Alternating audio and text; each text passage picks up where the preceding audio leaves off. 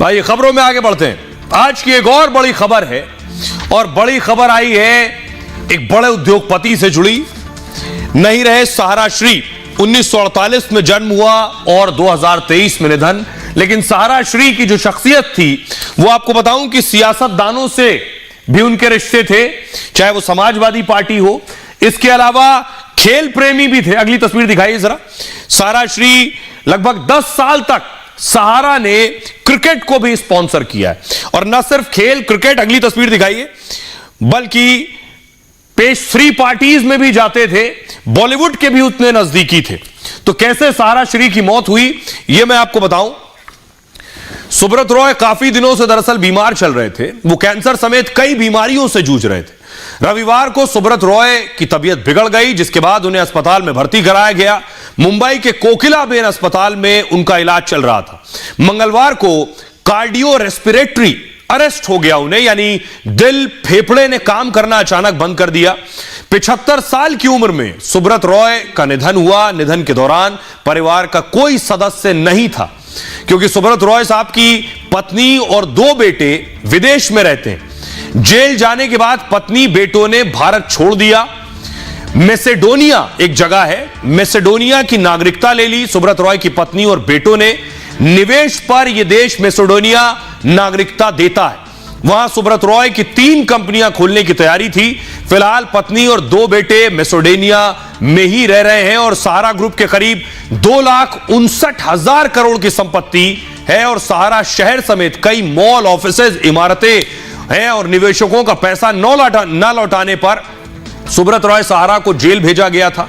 4 मार्च 2014 को कोर्ट ने उन्हें तिहाड़ जेल भेज दिया था। सुब्रत रॉय को 24,000 करोड़ ब्याज समेत लौटाने थे कोर्ट को। 2016 में मां की मौत पर सुब्रत रॉय पैरोल पर बाहर आए थे, जिसके बाद से वो लगातार पैरोल पर थे। पैरोल बढ़ रही थी। निवेशकों का अभी 24,000 करोड़ रुपया चुकाना है। सेबी के पास उनके 25,000 करोड़ की धनराशि है। बताया जा रहा है कि वो धनराशि लोगों को वापस दी जा रही है जिन्होंने निवेश किया था। सुब्रत रॉय साहब का जो निधन है वो मुंबई के कोकिलाबेन में हुआ, लेकिन उनका पार्थिव शरीर लखनऊ पहुंचा, उत्तर प्रदेश की राजधानी लखनऊ। और ये वो गाड़ी आप देख रहे हैं जिसमें उनका पार्थिव शरीर लेकर आया गया है। लखनऊ में ही उनका अंतिम संस्कार किया जाएगा।